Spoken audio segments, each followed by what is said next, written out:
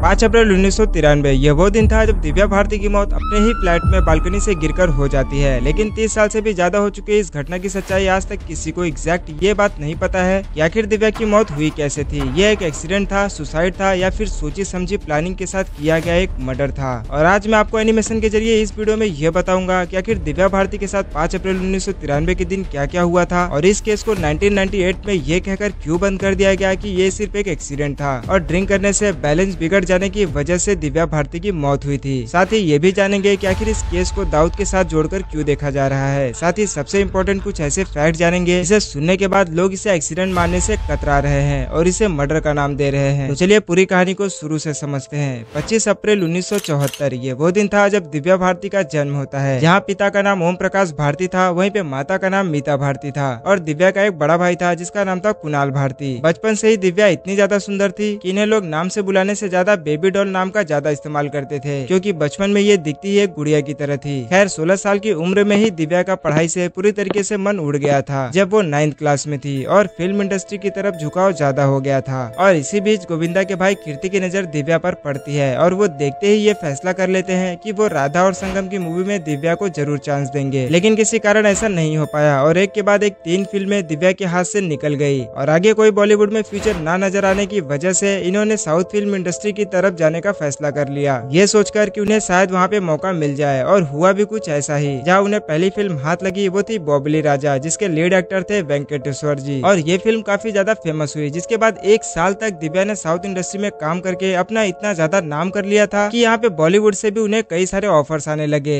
और बॉलीवुड की जो पहली फिल्म दिव्या के हाथ लगी वो थी विश्वात्मा। खैर ये मूवी ज्यादा तो नहीं चली, लेकिन इसमें 7 समुंदर पार का जो सॉन्ग था और दिव्या का डांस लुक देखने के बाद सभी इस गाने के साथ दिव्या को काफी ज्यादा पसंद करने लगे। फिर क्या था, एक के बाद एक दिव्या को फिल्में मिलने लगी और महज 18 साल की उम्र में ही दिव्या इतनी ज्यादा फेमस हो गई कि उन्हें श्रीदेवी की कार्बन कॉपी बुलाने लगे और कई एक्ट्रेस की फिल्मों को कैंसिल करके सभी दिव्या भारती को ही लेने लगे। इसी बीच 16 और शबनम फिल्म की शूटिंग चल रही थी। उसी समय गोविंदा ने पहली बार दिव्या की पहचान डायरेक्टर साजिद नाडियाडवाला से करा दी, जो पहले तो दोनों में दोस्ती के रूप में थी, लेकिन ये दोस्ती कब प्यार में बदल गया ये पता ही नहीं चला। और फिर साजिद और दिव्या ने 10 मई 1992 को शादी कर ली, जिसके बाद दिव्या का नाम बदलकर सना नाडियाडवाला हो गया था। लेकिन इस बात को करीब 6 महीने तक इसलिए छुपा कर रखा गया था क्योंकि दिव्या ये नहीं चाहती थी कि उनका क्रेज लोगों में कम हो जाए, क्योंकि अक्सर पहले बॉलीवुड में ये होता था कि शादी होने के बाद एक्ट्रेस की पॉपुलैरिटी कम हो जाती थी, जो दिव्या नहीं चाहती थी। खैर शादी के बाद साजिद ने मुंबई अंधेरी वेस्ट वर्सोवा में तुलसी अपार्टमेंट में 5th फ्लोर पर एक फ्लैट किराए पर लिया था। ये वही फ्लैट है जहाँ से दिव्या भारती जी गिरी थी। आगे देखते हैं कैसे। खैर कुछ महीने तक दिव्या इसी किराए के रूम में रहती थी। इसी दौरान दिव्या के पास इतना ज्यादा फेम और पैसा आ गया था कि अब तक दिव्या पूरे बॉलीवुड इंडस्ट्री में छा गई थी। जिसके बाद इतना पैसा होने के बाद उन्होंने खुद के पैसे से खुद का घर लेने के लिए सोचा। 5 अप्रैल 1993 को बांद्रा वेस्ट नेपच्यून अपार्टमेंट में उन्होंने 4 BHK के घर के लिए डील भी कर लिया था और पैसे पूरे जमा कराकर उन्होंने घर अपने नाम कर लिया। ध्यान रखो ये वही दिन था जिस दिन दिव्या की मौत हुई थी। घर आकर अगले 6 अप्रैल के लिए उन्होंने सारी शूटिंग को पोस्टपोन कर दिया, सिर्फ इसलिए ताकि वो नए घर की खुशी को सेलिब्रेट कर सके। खैर 5 अप्रैल 1993 ये बहुत इंपॉर्टेंट डे था दिव्या के लिए, क्योंकि उन्होंने खुद के पैसे से अपना खुद का घर लिया था। इस सुनहरे पल को वो ऐसे ही गंवाना नहीं चाहती थी, इसलिए उन्होंने उस दिन जल्दी जल्दी हैदराबाद की शूटिंग को निपटा कर शाम को अपने अंधेरी वाले फ्लैट में वापस आ जाती है, जिसमें वो पहले से ही रह रही थी। उसके बाद नए फ्लैट लेने की खुशी में घर पर दिव्या एक छोटी सी पार्टी रखती है, जिसमें दिव्या को छोड़कर कुल 4 लोग मौजूद होते हैं, जिसमें कुणाल उनका भाई होता है और यहाँ मौजूद होती है नीता लुल्ला, जो एक कॉस्ट्यूम डिजाइनर भी थी दिव्या जी की। और अब उनकी नई फिल्म आंदोलन के लिए एक नया कॉस्ट्यूम डिजाइन भी करना था। ये भी डिस्कस करने के लिए नीता लुल्ला अपने पति डॉक्टर श्याम लुल्ला के साथ यहाँ पर मौजूद थी। खैर सभी इस पार्टी को एंजॉय कर रहे थे, लेकिन कुछ ही देर के बाद कुणाल ये कहकर चला जाता है कि उसे कुछ काम याद आ गया है। ये कहकर कुणाल चला जाता है। इस घर में एक और लेडीज मौजूद थी जो दिव्या की बचपन से ही देखभाल कर रही थी, और वो थी अमृता जी, जो घर में मेड का काम करती थी। और अब इस घर में टोटल 3 लोग मौजूद होते हैं। इसी के साथ टेबल पर शराब की 2 बोतल्स रखी हुई थी और सभी इस पार्टी को एंजॉय कर रहे थे। और यहाँ अमृता इन सब के लिए कुछ न कुछ स्नैक्स तैयार कर रही थी। पार्टी एंजॉय करते करते करीब 10:30 बज जाते हैं और तभी दिव्या जी सोफे से उठकर कुछ इस तरीके से बालकनी की विंडो पर जाकर बैठ जाती है और 2 से 3 मिनट तक ऐसे ही दिव्या यहाँ पर बैठे रहती है। तभी अचानक से दिव्या उठने की कोशिश करती है और इतने में ही दिव्या का बैलेंस बिगड़ जाता है और दिव्या इस बिल्डिंग के 5th फ्लोर से कुछ इस तरीके से गिरने लगती है और सीधा जाके कंक्रीट से बने इस फ्लोर पर गिर जाती है। गिरने की आवाज इतनी ज्यादा थी कि फौरन ही श्याम, नीता और अमृता जी और बिल्डिंग के कुछ लोग नीचे चले जाते हैं। यहाँ तक दिव्या की सांस चल रही थी, जिसके बाद श्याम लुल्ला बिल्डिंग के कुछ लोगों की मदद से दिव्या को कूपर हॉस्पिटल ले जाया जाता है। ये वही हॉस्पिटल है जहाँ आज तक बॉलीवुड की उन सभी बॉडीज को लाया गया है जिनकी मौत मिस्टीरियस तरीके से हो जाती है। खैर अस्पताल पहुंचने के कुछ देर बाद ही डॉक्टर दिव्या को मृत घोषित कर देते हैं, जिसके बाद दिव्या के पिता, उनका भाई कुणाल, मीना और अमृता की हेल्प से पहुंच जाते हैं। और तभी दिव्या के पिता दिव्या की बॉडी को देखकर बस एक ही बात कहे जा रहे थे कि उन्होंने मेरी बेटी को मार डाला। आगे बताता हूँ आखिर वो ऐसा क्यों कह रहे थे। खैर यहाँ तक समय करीब रात के 1:30 बज चुके होते हैं और दिव्या की माँ का कुछ अता पता नहीं होता है। और करीब 3:45 को दिव्या की माँ दिव्या को देखने के लिए अस्पताल पहुँचती है। जैसे ही कुणाल और उसके पिता दिव्या की माँ को देखते हैं, ये दोनों उन्हें देखकर बस यही कहे जा रहे थे कि ये सब तुम्हारी वजह से हुआ है। लेकिन ये कोई बड़ी बात नहीं है, क्योंकि ये बात हर घर में पिता बच्चे के बिगड़ने पर माँ को ही बोलते हैं। खैर कुछ देर बाद साजिद भी यहाँ पर आ जाता है, यानी दिव्या का पति, और दिव्या को देखते ही वो तो बेहोश ही हो जाता है। उम्मीद है आपको यहाँ तक सारी जानकारी समझ आ गई होगी। तो आओ अब ये समझते हैं कि लोग इसे एक्सीडेंट नहीं मान रहे हैं और इसे मर्डर का नाम क्यों दे रहे हैं। देखो सबसे पहली और चौंकाने वाली बात यह है कि इस पूरे तुलसी अपार्टमेंट की बिल्डिंग की सारी बालकनीज की विंडोज पर ग्रिल लगी हुई थी, सिर्फ इस 5th फ्लोर को छोड़कर जिसमें दिव्या जी रहती थी। अब ऐसा क्यों किया गया था ये बात किसी को नहीं पता। दूसरी बात यह है कि सबको पता था कि दिव्या को इस विंडो के पास बैठना बहुत ही ज्यादा पसंद था, इसलिए यहाँ पर एक ऑटो स्टॉपर लगा हुआ था जो विंडो को एक लिमिट से ज्यादा खुलने से रोकता था। लेकिन उस दिन इसी बात पर लोग हैरान है कि आखिर जब पुलिस ने इन्वेस्टिगेशन किया था जिस दिन दिव्या की मौत हुई थी, तो वो ऑटो स्टॉपर विंडो से गायब क्यों था। और लोगों का यह भी कहना है कि जिस एरिया में दिव्या भारती गिरी वहाँ पर अक्सर रात के 11 बजे कोई न कोई कार जरूर खड़ी होती थी, लेकिन उस दिन पता नहीं क्यों उस एरिया के आसपास कोई भी कार पार्क नहीं की गई थी, जिसकी वजह से डायरेक्ट कंक्रीट की फ्लोर पर गिरने से दिव्या के सर पर काफी गहरी चोट आ गई थी। हो सकता है कि ये कोइंसिडेंटली हुआ हो। लेकिन हैरान तो यहाँ पर यह भी बात कर रहा है कि जिस दिन नया फ्लैट दिव्या ने बुक किया था, जहाँ से वो अगले ही दिन शिफ्ट होने वाली थी, उसी दिन ऐसा क्यों होना था। अब जो आपको बताने जा रहा हूँ ये बहुत ज्यादा इम्पोर्टेंट है। देखो इस रूम में इन दोनों के अलावा जिन्होंने ये सब होते हुए देखा है, इनके अलावा यहाँ किचन में अमृता जी मौजूद थी, जो दिव्या के साथ कभी भी गलत होते हुए नहीं देख सकती थी। और इन्हीं अमृता जी की मौत दिव्या के ठीक 1 महीने बाद ही हो जाती है। और पोस्टमार्टम रिपोर्ट में ये कहा गया कि हार्ट अटैक से उनकी मौत हो गई। मतलब क्या सच में उनकी मौत हार्ट अटैक से हो गई थी? ये बात सोचने वाली है। और तो और पुलिस इन्वेस्टिगेशन से ये भी बात पता चली थी कि साजिद के अंडरवर्ल्ड डॉन दाऊद से अच्छे खासे रिलेशन थे। दिव्या के मौत के 2 महीने से ही साजिद करीब 3 बार दाऊद से मिल चुका था। और इतना ही नहीं, दिव्या को साजिद का दाऊद से यह कनेक्शन बिल्कुल पसंद नहीं था, जिसके चलते दोनों के बीच कई बार झगड़ा भी हुआ था, क्योंकि उस समय अंडरवर्ल्ड का डायरेक्ट इन्वॉल्वमेंट बॉलीवुड में हुआ करता था। तो कई स्टार्स इनके पार्टी में भी आते जाते रहते थे। वहीं दिव्या भारती कभी भी अंडरवर्ल्ड की कही हुई बातों को नहीं मानती थी। और तो और दिव्या इतनी ज्यादा फेमस हो गई थी कि कई एक्टर्स की फिल्में उनसे छीनकर दिव्या भारती को दी जाने लगी, क्योंकि उस समय अंडरवर्ल्ड का काफी पैसा बॉलीवुड में लगा होता था। तो कहीं न कहीं दिव्या की वजह से उन्हें लॉस होने का भी खतरा दिखाई देता था, क्योंकि वो उनकी बात मानती ही नहीं थी। और एक बात ये भी है कि ये बात आज तक किसी को पता नहीं चला कि उस रात दिव्या की माँ हॉस्पिटल इतनी लेट क्यों पहुंची थी। और 5 अप्रैल 1993 के बाद पुलिस ने भी कुछ साल तक इस केस को चलाया, इन्वेस्टिगेशन किया, लेकिन कोई पुख्ता सबूत न मिलने के कारण इस केस को 1998 में हमेशा के लिए एक्सीडेंटल डेथ बताकर इस केस को क्लोज कर दिया गया था। खैर अगर आपने मेरी ये दिशा और सुशांत वाली वीडियो देखी है तो पक्का आपने ये नोटिस किया होगा कि बॉलीवुड में जब भी किसी की डेथ होती है तो ये सब स्टोरी बताने वाले उस रूम में मौजूद लोग ही होते हैं, और उनके घर एक ऐसी छोटी सी पार्टी होती है और फिर बॉडी को कूपर हॉस्पिटल पोस्टमार्टम के लिए ले जाया जाता है और कुछ साल इन्वेस्टिगेशन का खेल होता है और फिर केस को बंद कर दिया जाता है। खैर सच कहूँ तो सबूत इस केस में बहुत ज्यादा कम है और लोगों के अलग अलग गवाही के साथ थेरीज बहुत सारी हैं, जो बिना फैक्ट्स के ऐसे ही सर्कुलेट हो गई थी। खैर इस तरीके की वीडियो बनाने के लिए काफी समय और पैसा लगता है, तो अगर वीडियो पसंद आई हो तो प्लीज लाइक करके चैनल को सब्सक्राइब करना मत भूलिएगा।